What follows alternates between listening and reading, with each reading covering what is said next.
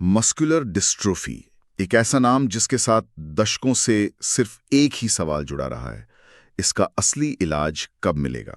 जी, और ये सवाल सिर्फ मरीजों का नहीं, उनके पूरे परिवार का, उनके डॉक्टरों का रहा है।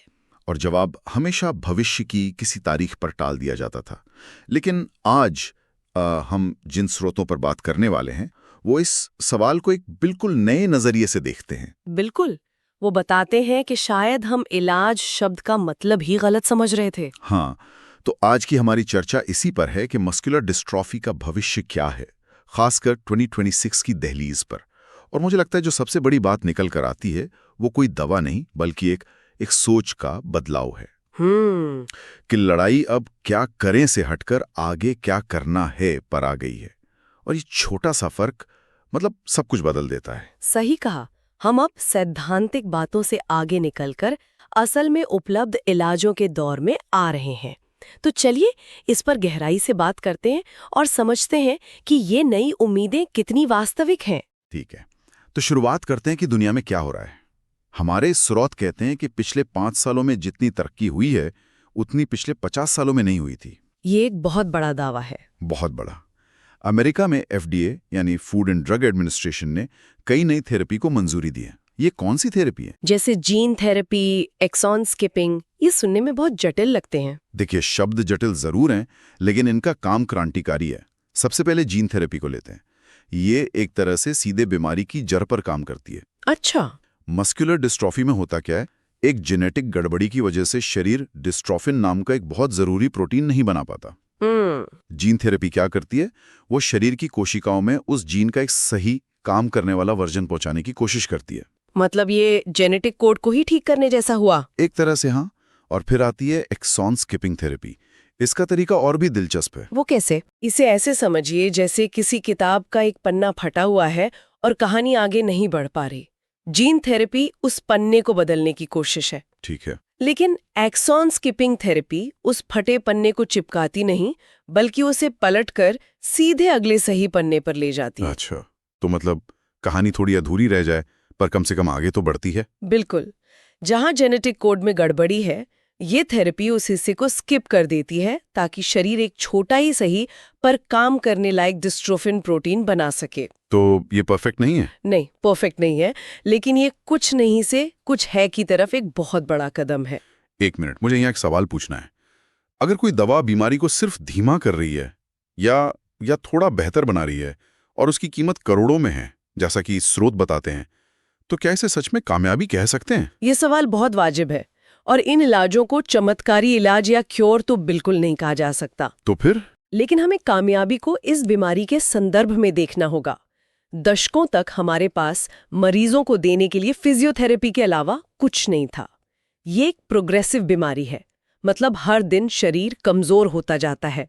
एक ढलान पर नीचे फिसलने जैसा। ठीक कहा। अब सोचिए, अगर कोई दवा उस ढलान को समतल कर दे या उसकी ढलान को बहुत कम कर दे, तो क्या वो कामयाबी नहीं है?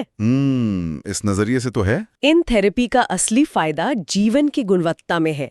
स्रोत बताते हैं कि मांसपेशियों का कामकाज बेहतर होता है।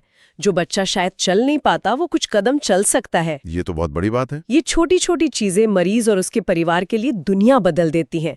और सबसे जरूरी, ये दिल और फेफड़ों की सेहत पर काम करती हैं। हाँ, जहाँ सबसे ज्यादा खतरा होता है। बिल्कुल।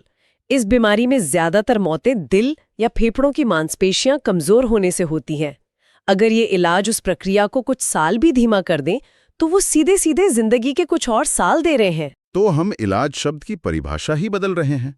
पहले इलाज का मतलब था बीमारी को खत्म करना, और अब मतलब है उसके साथ जीना मुमकिन बनाना। ये अपने आप में एक बहुत बड़ा बदलाव है। ये एक बहुत शक्तिशाली विचार है। तो वैश्विक स्तर पर तस्वीर उम्मीद से भरी है, लेकिन अब आते हैं भारत पर। यहाँ जमीनी हकीकत उतनी अच्छी नहीं लगती है ना? हाँ, और ये अंतर बहुत बड़ा है। विज्ञान की तरक्की का तब तक कोई मतलब नहीं जब तक वो आम आदमी तक न पहुंचे। भारत में क्या हो रहा है? कुछ तो अच्छा हो रहा होगा। हो रहा है, ऐसा नहीं है कि कुछ नहीं हो रहा। क्लिनिकल ट्रायल बढ़ रहे हैं, जागरूकता बढ़ी है, लेकिन जो चुनौतियां हैं वो पहाड़ जैसी हैं। और सबसे पहली चुनौती है पैसा।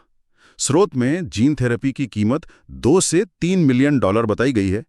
ये तो मतलब 16 से 25 करोड़ रुपए हुए। जी, ये रकम अकल्पनीय है। कोई आम परिवार इतना पैसा कहाँ से लाएगा? और ये इतनी महंगी क्यों है? इसका जवाब थोड़ा जटिल है। एक तो है रिसर्च और डेवलपमेंट की लागत। एक दवा को लैब से मरीज तक लाने में अरबों डॉलर्स और 10-15 साल लग जाते हैं। और ये दुर्लभ बीमारियों की दवाएं हैं तो इनके मरीज भी कम होते हैं। बिल्कुल। तो कंपनी अपनी लागत बहुत कम लोगों से वसूलती है, जिससे हर व्यक्ति की लागत बढ़ जाती है। और इन्हें बनाने की प्रक्रिया भी बहुत जटिल है। ये फैक्ट्री में गोलियां बनाने जैसा नहीं है। समझ गया। पर चलिए मान लिया किसी तरह पैसे का इंतजाम हो भी गया, क्राउड फंडिंग से या किसी और तरीके से, तो क्या इलाज मिल जाएगा? जरूरी नहीं। और यहीं पर दूसरी बड़ी चुनौती आती है, एलिजिबिलिटी। मतलब योग्यता? हाँ, ऐसा नहीं है कि पैसा होने पर कोई भी ये इलाज करवा सकता है। इन थेरेपीज के बहुत सख्त मापदंड हैं। मरीज की उम्र, उसके शरीर में कुछ खास एंटीबॉडीज का न होना, उसका जेनेटिक म्यूटेशन। अच्छा, तो बहुत सारे मरीज तो वैसे ही बाहर हो जाते होंगे। हो जाते हैं। और ये परिवारों के लिए एक और दिल तोड़ने वाला सच होता है। और इन सब के बाद भी पहुंच यानी एक्सेस की समस्या है। ये इलाज उपलब्ध कहाँ है? फिलहाल तो भारत में ये व्यावसायिक रूप से उपलब्ध नहीं है। इन्हें खास अनुमति से विदेशों से मंगवाना पड़ता है। और अगर ये यहाँ आते भी हैं तो शुरुआत में सिर्फ दिल्ली, मुंबई जैसे बड़े शहरों के कुछ गिने चुने अस्पतालों में मिलेंगे। छोटे शहर या गांव में रहने वाले परिवार के लिए तो ये एक और लड़ाई हुई। एक अलग ही आर्थिक और मानसिक लड़ाई। इन सब में सरकार की क्या भूमिका है? क्या दुर्लभ बीमारियों को लेकर कोई ठोस नीति नहीं है? नीतियां हैं, पर उनका कार्यान्वयन बहुत धीमा है। सरकारी फंड